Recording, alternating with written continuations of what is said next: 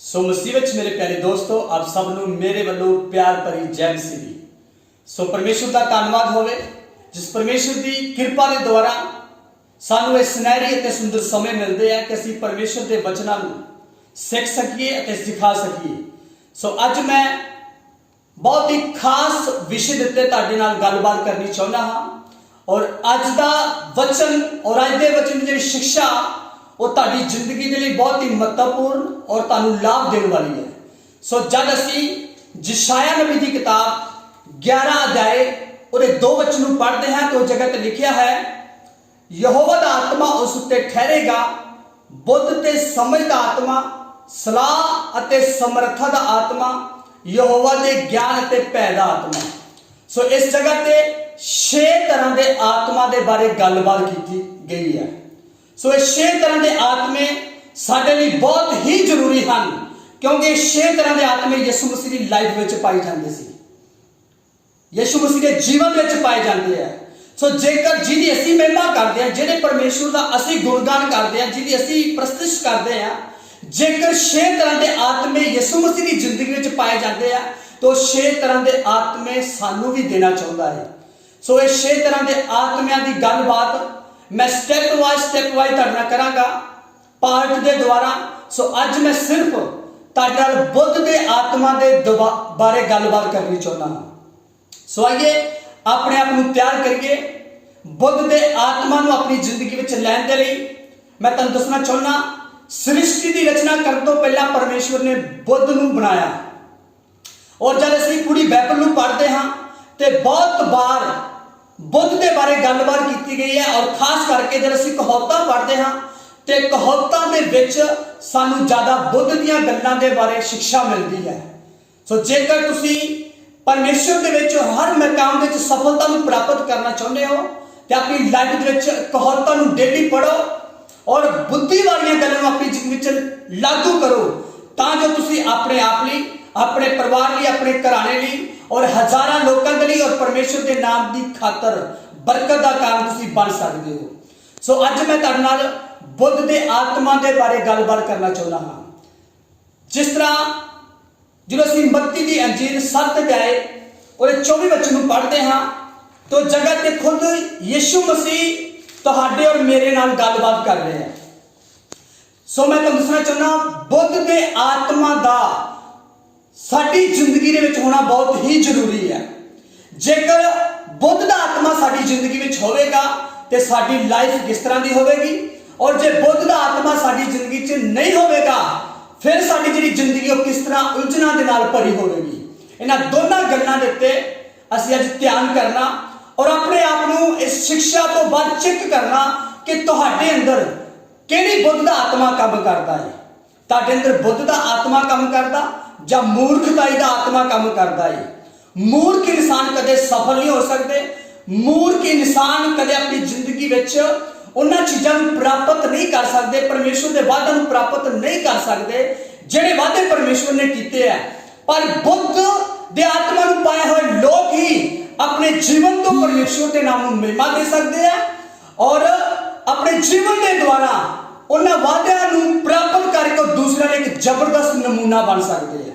ਸੋ ਜਦ ਅਸੀਂ ਮੱਤੀ ਦੀ ਅੰਜੀਲ 7 ਅਧਿਆਏ ਉਹਦੇ 24 ਵਚਨ ਨੂੰ ਪੜ੍ਹਦੇ ਹਾਂ ਤਾਂ ਜਗ੍ਹਾ ਤੇ ਜਿਹਦੇ ਕੋਲ ਪਹਿਲਾਂ ਹੀ ਬੁੱਧੀ ਦਾ ਆਤਮਾ ਮਸੀਹ ਯਿਸੂ ਉਹ ਸਾਨੂੰ ਕੀ ਸਿਖਾ ਰਿਹਾ ਹੈ।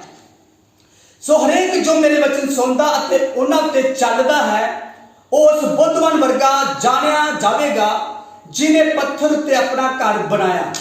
ਸੋ ਇਹ ਜਗ੍ਹਾ ਤੇ ਪ੍ਰਭੂ ਯਿਸੂ ਮਸੀਹ ਜੀ ਇਹ ਗੱਲ ਸਾਨੂੰ ਸਿਖਾ ਰਹੇ ਹੈ ਕਿ ਜਿਹੜਾ ਵੀ ਮੇਰੇ ਵਚਨਾਂ ਨੂੰ ਸੁਣਦਾ ਅਤੇ ਉਹਨਾਂ ਸੁਣੇ ਹੋਏ ਵਚਨਾਂ ਦੇ ਉੱਤੇ ਚੱਲਦਾ ਹੈ ਉਸ ਬੁੱਧਵਾਨ ਇਨਸਾਨ ਵਰਗਾ ਜਾਣਿਆ ਜਾਵੇਗਾ ਜਿਹਨੇ ਆਪਣੇ ਘਰ ਦੀ ਨੀਂਹ ਪੱਥਰ ਉੱਤੇ ਰੱਖੀ। ਸੋ ਜੇਕਰ ਤੁਹਾਡੇ ਅੰਦਰ ਬੁੱਧ ਦਾ ਆਤਮਾ ਕੰਮ ਕਰੇਗਾ ਤੇ ਮੈਂ ਤੁਹਾਨੂੰ ਦੱਸਣਾ ਚਾਹੁੰਦਾ ਤੁਸੀਂ ਵਚਨ ਨੂੰ ਸੁਣ ਕੇ ਉਸ ਦੇ ਉੱਤੇ ਚੱਲਣ ਵਾਲੇ ਬਣ ਜਾਓਗੇ। ਇਹ ਨਹੀਂ ਹੋਵੇਗਾ ਜਦ ਬੁੱਧ ਦਾ ਆਤਮਾ ਤੁਹਾਡੀ ਜ਼ਿੰਦਗੀ ਵਿੱਚ ਕੰਮ ਕਰੇਗਾ ਔਰ ਉਹ ਹੀ ਆਤਮਾ ਸੁਣੇ ਗਏ ਵਚਨਾਂ ਦੇ ਅਨੁਸਾਰ ਤੁਹਾਨੂੰ ਚਲਾਵੇਗਾ 100%।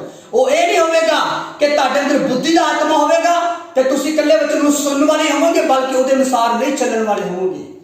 ਪਰ ਬੁੱਧੀ ਦਾ ਆਤਮਾ ਅਦਭੁਤ ਰੀਤੀ ਦੇ ਨਾਲ ਤੁਹਾਡੀ ਲਾਈਫ ਵਿੱਚ ਕੰਮ ਕਰੇਗਾ, ਤੁਹਾਡੀ ਲਾਈਫ ਨੂੰ ਬਦਲ ਦੇਵੇਗਾ, ਤੁਹਾਡੀ ਲਾਈਫ ਨੂੰ ਇਸ ਤਰ੍ਹਾਂ ਦੀ ਬਣਾ ਦੇਵੇਗਾ ਜਿਸ ਤਰ੍ਹਾਂ ਦੀ ਪਰਮੇਸ਼ਵਰ ਚਾਹੁੰਦਾ ਹੈ। ਜਿਸ ਤਰ੍ਹਾਂ ਦੀ ਤੁਸੀਂ ਅਕਸਰ ਚਾਹੁੰਦੇ ਹੋ ਕਿ ਮੇਰੀ ਇਸ ਤਰ੍ਹਾਂ ਦੀ ਲਾਈਫ ਹੋਵੇ, ਮੇਰਾ ਇਸ ਤਰ੍ਹਾਂ ਦਾ ਪਰਿਵਾਰ ਹੋਵੇ, ਮੇਰਾ ਇਸ ਤਰ੍ਹਾਂ ਦਾ ਸਾਰਾ ਸ਼ਡਿਊਲ ਹੋਵੇ।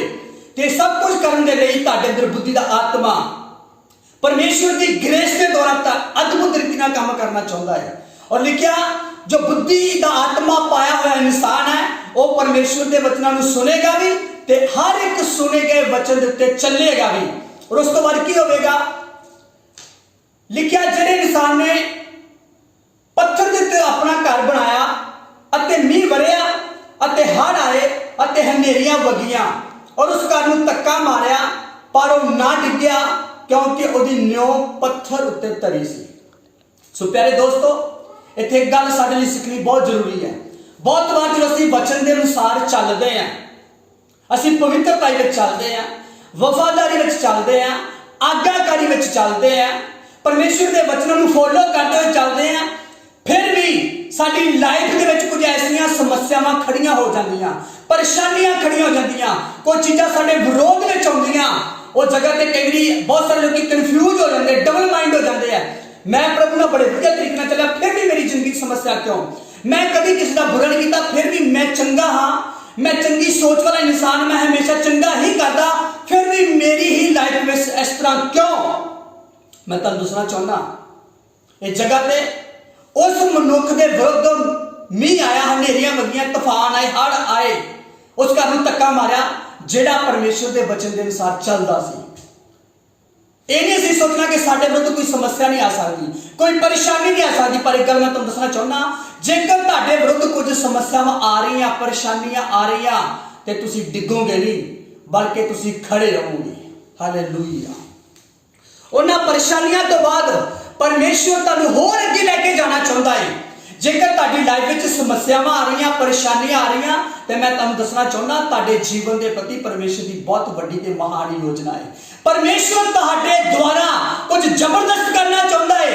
इस तरह तुहानूं इस अग दे विचों नहीं कढ रहा, इन्हां तजर्बिਆਂ ਦੇ ਵਿੱਚੋਂ नहीं कढ रहा कि तुसीं डावाडोल तां नहीं हो रहे, तुसीं कन्फ्यूज तां नहीं हो रहे, तुसीं डबल माइंड तां नहीं हो रहे।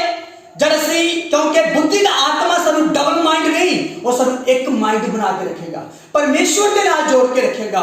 वो सानूं उलझा होया नहीं बनाएगा बल्कि असीं सुलझे होए होवांगे। इसलिए साडे अंदर जब बुद्धि का आत्मा काम करेगा असीं परमेश्वर के वचनों को सुनांगे भी ते उहदे अनुसार भी चलांगे। दूसरी गल जिन्नियां भी हनेरियां समस्यावां साडे विरोध विच आउणगीआं, कोई चीज़ सानूं डिग्गण लई साडा विरोध कर सकदी पर असीं नहीं डिग्गांगे। डिग्गण वाली चीज़ वो खुद डिग पड़ेगी। सानू खत्म करने वाली चीज़ां खत्म हो जाएंगियां पर जिन्हां दे अंदर बुद्धि का आत्मा वो कदे खत्म नहीं होगी।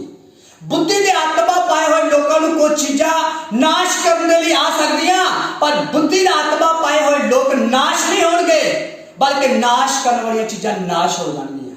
हालेलुया। सो इसलिए तुसीं इस गल नूं समझो कि कितना जरूरी है तुहाडे लई बुद्धि का आत्मा। और जब बुद्धि का आत्मा साडे अंदर होवेगा साडे जीवन के द्वारा साडे खुदा का नाम जलाल पाएगा। और जब असीं 26 ते 27 वचन पढ़ते हैं जिन्हां दे अंदर बुद्ध का आत्मा नहीं काम करता वो किस तरह के इंसान होंदे हैं अते हरेक जो मेरे वचन सुनता ते उन्हां ते नहीं चलता उस मूर्ख वर्गा ठहराया जाएगा जिसने अपना घर रेत ते बनाया, मीह वरिया, हड़ आए, हनेरियां वगियां और उस घर नूं धक्का मारिया अते वो ढह पिया ते उहदा वड्डा नाश होया। जिन्हां दे अंदर बुद्ध का आत्मा नहीं है वो मूर्ख लोग है। बाइबल के लिखा यीशु मसीह का बयान है जगह देते। और मूर्ख लोग की करते हैं जिन्हां दे अंदर बुद्धि का आत्मा नहीं है वो भी वचन सुनते हैं, वो भी यीशु मसीह का नाम लेंदे हैं, उन्होंने भी यीशु मसीह का टाइटल लाया हुआ कि मैं भी यीशु मसीह को मानदा पर वो वचन को कला सुनते ही है पर उसके अनुसार नहीं चलते। उस मूर्ख इंसान वर्गे है जिहड़ा अपने घर की नींह रेत उत्ते रखदा, मीह आउंदा, हनेरियां आउंदियां, हड़ आउंदे, घर नूं धक्का वजदा और वो डिग पैंदा तो उहदा वड्डा नाश हो जांदा है। जेकर तुसीं बुद्ध दे आत्मा तो बिना रहोगे, वचन के अनुसार नहीं चलोगे, अपनी जिंदगी की नींह चट्टान उत्ते नहीं रखोगे, परमेश्वर के वचन उत्ते नहीं रखोगे, वचन को कला सुनोगे ही पर उन्होंने मनन नहीं करोगे, उन्होंने अनुसार नहीं चलोगे तो तुसीं अज भी फेल हो ते आने वाले भविख विच भी फेल हो। तुसीं जिंदगी च कदे भी सफल नहीं हो सकते। जेकर हो सकता अज बहुत सारिया समस्यावां तुहाडी जिंदगी च इसे करके होण कि तुसीं वचन नूं सुनिया तां बहुत है पर उस वचन के अनुसार अपने आप नूं चलाया नहीं। इसलिए जो कोई भी माड़ी जी तकलीफ आती है, कोई दुख आता, तुसीं डामाडोल हो जाते हो, तुसीं घबरा जाते हो, तुसीं अपना स्टैंड छड्ड दिंदे हो, तुसीं अपनी जड़ खत्म कर लेंदे हो, अपने असली टिकाने तो भटक जाते हो तुसीं, जिहदे कारण जिहड़ी समस्या के कारण तुसीं भटक जाते हो, तुहाडीआं होर भी ज़्यादा समस्यावां वध जांदियां।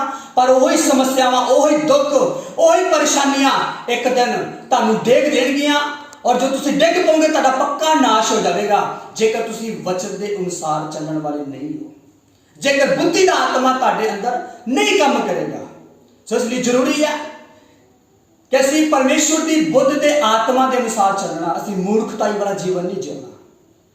मूर्ख लोगों के विरुद्ध भी बहुत सारिया समस्यावां, परेशानियां, दुख आउणगे जिहड़े वचन सुनते ही है पर अनुसार नहीं चलते वचन दे, उन्हां दी कोई गारंटी नहीं कि वो सफल होणगे, उन्हां दी कोई गारंटी नहीं कि वो ब्लैस होणगे, उन्हां दी कोई गारंटी नहीं कि उन्हां दे हालात बदल जाएंगे, बल्कि उन्हां दी समस्यावां दिन पर दिन वधदियां जाणगियां। उहदा कारण खुद आप ही है कि वचन नूं सुनते हैं पर उहदे अनुसार नहीं चलते। बहुत बार असीं सुनिया होया वचन भुला दिंदे, उन्हां ते मनन नहीं करते, पर सानूं मनन करना चाहिए। उस वचन को सुन के उहदे लई प्रेयर करनी चाहिए कि प्रभु ये बुद्धि का आत्मा मेरे अंदर काम करे। हर समय जब तक मेरे साह चलते हैं बुद्धि का आत्मा लगातार मेरी जिंदगी में काम करे, मेरे परिवार के काम करे, हर खेतर के बुद्धि का आत्मा मेरे अंदर काम करे। और जब असीं बाइबल के विचों कहावतां और 14 अध्याय को पढ़ते हैं और उस जगह ते लिखिया, बड़े ध्यान देना सुनना, बुद्धवान तीवी तां अपना घर बनाउंदी है। हालेलुया। इस जगह ते औरत के बारे जिक्र आया कि जिहड़ी बुद्धवान औरत है वो अपना घर बनाउंदी है। इट मीनस जिहदे अंदर, जिस औरत के अंदर बुद्ध का आत्मा है वो बनाउण दा काम करती है। Hallelujah, hallelujah. बेशक तुसीं खाली प्लाट दे विच उदाहरण के तौर पर बुद्धि का आत्मा पाई हुई औरत नूं खड़ी कर दो तो वो खूबसूरत घर बना सकती है, खूबसूरत घर बना सकती है, क्योंकि परमेश्वर का वचन बयान करता बुद्धवान तीवी तां अपना घर बनाउंदी है। जे कुछ भी वधिया नहीं है, बुद्ध के आत्मा द्वारा सब कुछ वधिया कर देगी, बुद्ध के द्वारा सारी चीजों को हैंडल करेगी, बुद्ध के आत्मा के द्वारा वो टुटिया हुई चीजों दोबारा बना देगी। पर अगली गल लिखी, पर मूर्खनी अपने ही हथी उसनूं ढा देती है। और जी औरत के अंदर बुद्ध का आत्मा नहीं है, मूर्खताई का आत्मा जिहदे अंदर, उन्होंने चाहे तुसीं महल दे विच, बने बनाए महल दे विच एंटर करा दो, वो बने बनाए महल नूं जिहड़ा करोड़ां रुपया लग के नक्शियां के द्वारा बड़े अच्छे तरीके नाल डिजाइन किया गया, जे मूर्ख औरत उस अंदर वाड़ दी, वो बने बनाए खूबसूरत महल नूं भी ढा देगी। कितना फर्क है। एक औरत नूं तुसीं खाली प्लाट में, खाली जगह च खड़ी कर दो, जिन्हें अंदर बुद्धि का आत्मा उस जगह ते महल खड़ा कर सकती है। मूर्ख औरत नूं जिन्हें अंदर बुद्ध आत्मा नहीं है, उन्हें महल के विच तुसीं वार दो, वो बने बनाए खूबसूरत महल में एकदम ढा देगी। अज बहुत सारिया बुद्धवान औरतां, बुद्धि का आत्मा पाइया हुई औरतां बहुत अच्छे तरीके नाल अपने आप को, अपने परिवार को और सारे सर्कल को चला के अपने जीवन तो परमेश्वर के नाम को जलाल दे रही हैं। और उसके नाल नाल बहुत सारिया मूर्ख औरतां भी है, वो सदा सिखदियां तां रहिंदियां पर सच के ज्ञान तक पहुंचदियां नहीं। पौलुस ने बयान किया है तीमुथियुस की पत्री के विच, बहुत सारी औरतां वचन नूं सिखदा रहिंदियां, सिखदियां ही रहिंदियां, सिखदियां ही रहिंदियां पर सच के ज्ञान तक नहीं पहुंच पाउंदियां, क्योंकि वो सीखे हुए वचन को अपनी जिंदगी च लागू नहीं करदियां। मूर्ख औरतां जिहड़े सारा काम बिगाड़ दिंदियां। इसलिए सानूं अपने जीवन ते ध्यान करने की लोड़ है। औरतां नूं चेक करने की लोड़ है कि तुहाडे अंदर बुद्ध का आत्मा काम करता तो तुसीं बनाउण वाले काम ही करोगे सदा दे लई। जे तुहाडे अंदर मूर्खताई का आत्मा तो तुसीं बने बनाए काम नूं खराब करने वालियां होवोगे। तुसीं ये तुहाडा अपना डिसीजन होवेगा, तुसीं बनाउण दे काम करने हैं कि खराब दे काम करने हैं। लास्ट विच एक होर वचन तुसीं गौर करांगे, याकूब की पत्री 3:13 वचन जो असीं पढ़दे हां तो जगत लिखिया, तुहाडे विचों बुद्धवान ते सियाणा किहड़ा है, वो शुभ चाल तो बुद्ध की नरमाई नाल अपने कर्म विखावे। पर जे तुसीं अपने दिल विच तिखी अणख ते धड़ेबाजी करदे हो तां सच्चाई के विरुद्ध ना घमंड करो ना झूठ मारो। ये तां वो बुद्ध नहीं जिहड़ी उपरों उतर आउंदी है, सगों संसारी प्राणिक ते शैतानी है। क्योंकि जिथे ईर्खा ते धड़ेबाजी हुंदी है उत्थे कमसान ते हर भांत का मंदा काम हुंदा है। ये जगह ते लिखिया जिथे ईर्खा धड़ेबाजी है, कमंड है, झूठ है, बहुत सारिया गलत गल्लां, उत्थे स्वर्गी बुद्ध दा आत्मा नहीं काम करता। उत्थे संसारिक प्राणिक ते शैतानी बुद्ध दा आत्मा काम करता। जिथे ईर्खा है, एक दूसरे नूं नफरत की जाती है, एक दूसरे नूं नीचा दिखाया जाता है, एक दूसरे दे नाल वैर विरोध रखा जाता है। पर लिखिया जिहदे अंदर स्वर्गी बुद्ध है, चंगी बुद्ध आत्मा, उस बुद्ध की निशानी की है। पर जिहड़ी बुद्ध उपरों है वह पहला पवित्र है, फिर मिलनसार, सील सुभाव, हठ तो रहित, दया ते चंगे फलां नाल भरपूर, दवात पाप तो रहित ते निष्कपट हुंदी है। ये चंगी बुद्ध दे फल है, जिहड़ा बुद्ध दा आत्मा। अज प्यारे दोस्तों, अपने अपने जीवन ते गौर करिए। और मैं एक परमेश्वर का दास होने के नाते तुहानूं एडवाइस देनी चाहुंदा है कि तुहानूं बहुत जरूरत है परमेश्वर की बुद्ध दे आत्मा की। जब परमेश्वर की बुद्ध आत्मा तुहाडे अंदर जुम्बश करेगा तो तुहाडी लाइफ चेंज हो जाएगी, तुसीं होर दे होर हुंदे जाओगे। पर जेकर बुद्ध दा आत्मा तुहाडी लाइफ विच काम नहीं करेगा, तुसीं बर्बाद हो सकते हो, तुसीं शराफित हो सकते हो। तारी जिंदगी कोई शांति नहीं होगी, कोई आनंद नहीं होगा, कोई पीस नहीं, कोई प्यार नहीं, कोई मोहब्बत नहीं, कुछ चंगा नहीं फील करोगे अपनी लाइफ में, ना ही कोई चंगा अपने भविष्य च देख सकते हो। सो इन्हां वचनां ते गौर करके आइए मैं तुहाडे सबना दे लई प्रार्थना करनी चाहुंदा हां। स्वर्गीय पिता यीशु मसीह के पवित्र सामर्थी जलाली नाम विच असीं तुहाडी हजूरी च तुहानूं सजदा करदे हां। जिन्ने भी लोग इस समय संदेश नूं सुन रहे, बुद्ध दे आत्मा दे बारे और मूर्खताई दी आत्मा दे बारे सुन रहे, खुदा मैं दुआ करदा कि इन्हां विचों मूर्खताई दा आत्मा निकल जाए, मूर्खताई वाली सारियां गल्लां हर स्टेप इन्हां दी लाइफ चों खत्म हो जाए और बुद्ध दा आत्मा इन्हां दी जिंदगी च जुम्बश करे और बुद्ध दे आत्मा दे द्वारा ये अपने आप दे अपने परिवार दे हजारां लोकां दी बरकत दा कारण बन जाण और बुद्ध दे आत्मा दे द्वारा हर एक स्टेप चक्कन और बुद्ध दा आत्मा पूरी भरपूरी दे नाल इन्हां दी लाइफ दे विच काम करे और बुद्ध दा आत्मा इन्हां नूं सफलता दे वाले लेके जावे, बुद्ध दा आत्मा इन्हां नूं सफल करे, इन्हां नूं सक्सेस करे, इन्हां नूं अगे लेके जाए, इन्हां दी हर एक गल दे विच मदद करे खुदा। और आज दी शिक्षा और आज दी प्रेयर इन्हां दी जिंदगी विच 1000 गुना फल लेके आए। धन्यवाद प्रार्थना सुनने दे लई यीशु दे नाम च आमीन आमीन। God bless you.